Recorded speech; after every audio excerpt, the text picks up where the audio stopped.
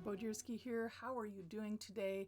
I am the artist and author of the Shadowland Tarot and the House of Shadows Lenormand, and soon a release coming in September called the Shadowland Lenormand.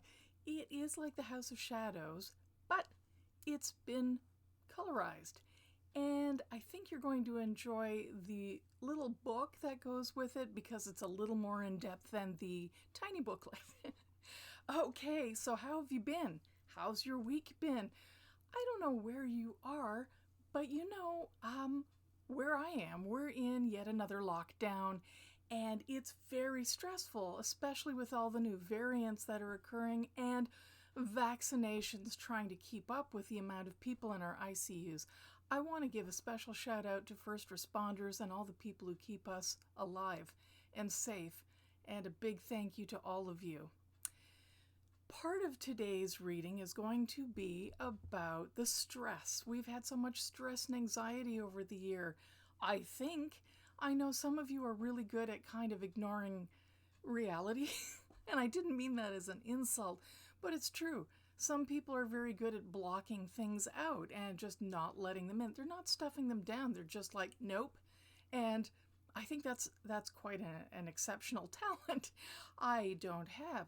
So I use this particular reading so that I can ground, get centered and balanced, and take a look at things that maybe I didn't see in the shadows. Yes, we're back to shadow work again. It is always shadows and light with me. That's what an artist thinks, and a witch, and, well, someone who loves the dark moon and the full moon, and we could go on forever here. So I happen to be doing this very close to what is known as lunar Beltane. It is a full moon in April. You can do this anytime. If you want to do this spread whenever you start to feel yourself getting really anxious, because that's what the spread is for, to get centered and balanced. If you like, you can just have my reading, okay? I am going to shuffle the deck and pull 3 cards of mind, body, and spirit, and you can have this as a reading. If you like, though, you can try this particular reading for yourself. Now remember, don't do that just because you don't like my cards. If you're going to take one, try to stick with it. There is a tendency, especially with new readers, to just keep on doing the same spread or turning cards over till they either understand it or they just like what the cards say. I get the tendency, but really, we're looking at shadows. We're looking at truth, and I happen to be a truth teller. Goodness knows I am not the most popular kid at the dinner table, but people know that I speak the truth, and it is coming from a place of sincerity and genuine love, and hoping that people take that truth and don't beat themselves up with it, but just move forward thinking, thank you for that other perspective. Perhaps I didn't notice, and if I thought about it, you know what? It is resonating.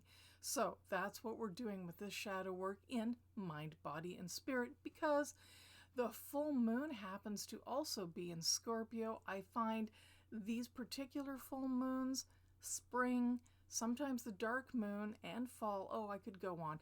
There are really good times to do shadow work, and I think this is just one of them. So let's go. Card number 1 is about your mind, okay? So what I'm going to look at, and mine. All right, I'll go along.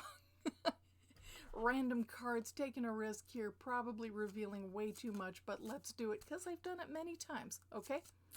So I'm going to shuffle. Yes, I am using the Shadowland Tarot. As I've mentioned, I know the artist. It's easy to read for me. And I'm going to shuffle it. And this is mind. And when I say mind, what I'm looking at in this particular shadow is, what is it that really triggers my anxiety? And we're talking about right now, right within maybe, say, a week or so, within this time frame.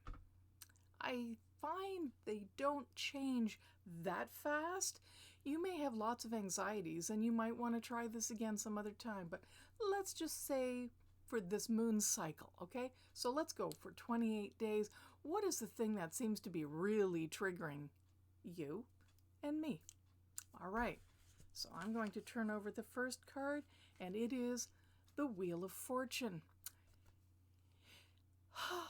breathes heavy sigh because, yes, that is definitely a trigger for me right now, because the Wheel of Fortune is just that, destiny and fate. What is in my control and what is not in my control? Ask yourself that. How much does that really affect you? Sometimes you're on top of that wheel, sometimes you're just hanging on for dear life on the bottom. That's how it feels. And honestly, in this pandemic, it kind of is that. Sometimes we're doing fine. Hey, we're out of this wave, and then we're right back into another one with another variant. That lack of control triggers a great deal of anxiety. Okay? That wasn't too hard to look at. I think that was pretty straightforward, actually.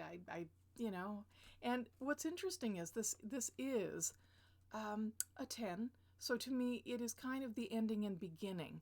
And so that also ties in with this constant lockdown and reopening that we've been going through. Or for you, wherever you are, maybe hope that things are better and then they're frightening again. That number 10 is pretty significant, as is the fact that this is a major arcana. Major arcana is this time of life and tends to be a longer situation, as it has been.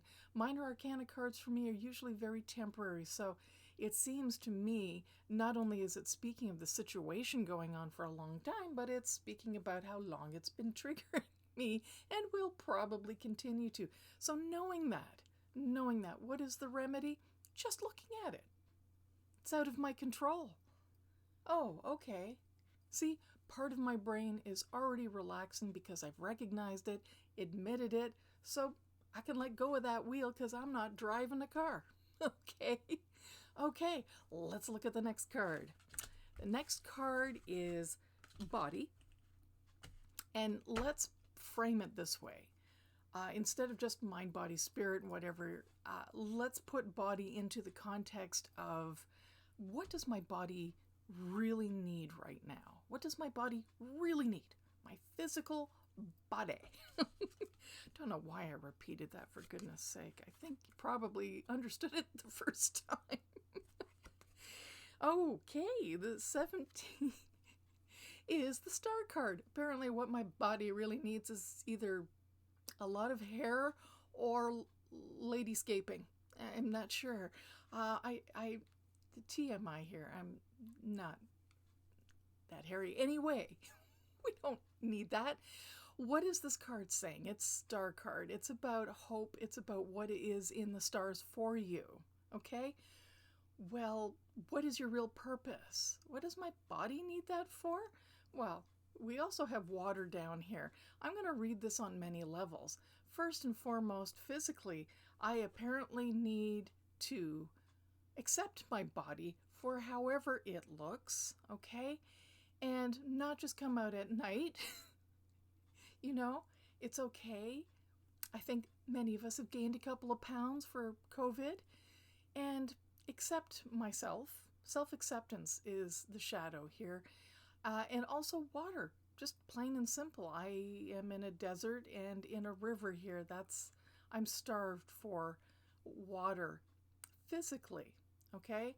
So I'm putting that into the physical context and just hanging out, just letting my body do what it wants in a way, maybe not worrying so much about going to a hair salon or, that kind of thing. It's just be yourself. I need to accept that. And I can do that. Just seeing this card already made me chuckle. Part of the point when doing shadow work. And I'm going to keep this card in mind. If I ever start to feel really uptight about my body, I'll just remind myself, okay? You too. All right. And the third card is Spirit. And off the top of same shuffle deck, it happens to be the Knight of Swords. And what about spirit? Well, what would make your spirit soar right now? And S-O-A-R. What would be uplifting right at this moment? What would be spiritually, I don't know, just so reinvigorating and I suppose inspiring and uplifting, all those wonderful spiritual things. Well, it would be the Knight of Swords, and it seems to be just that, charging forward with communications, speaking your mind.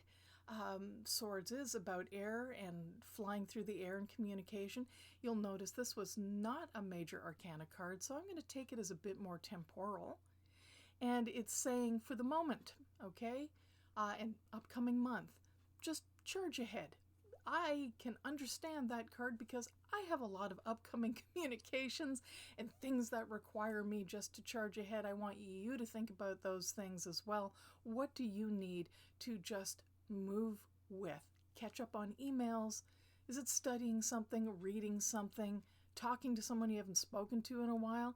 This seems to be a real time of invigoration because it's bringing you spiritual satisfaction, chanting, singing all sorts of songs, getting out there and really shouting your spirituality, playing musical instruments if you have them. There's lots of ways to communicate. It doesn't just have to be talking. So think about that. Think about how you're moving forward in your communications spiritually. Are you talking to spirit? Are you talking to your ancestors? Are you receiving their messages? Are you looking at bats and birds? Are you looking at creatures from the air as spiritual messengers? All of those things, okay? Okay. Well, thank you so very much for being here. If you are new to this channel, I hope you enjoyed it. And if you're coming back again, thank you so much for your support. Don't forget, you can go to IGTV for more pick a card and pick a pile readings. And of course, you can always visit my website.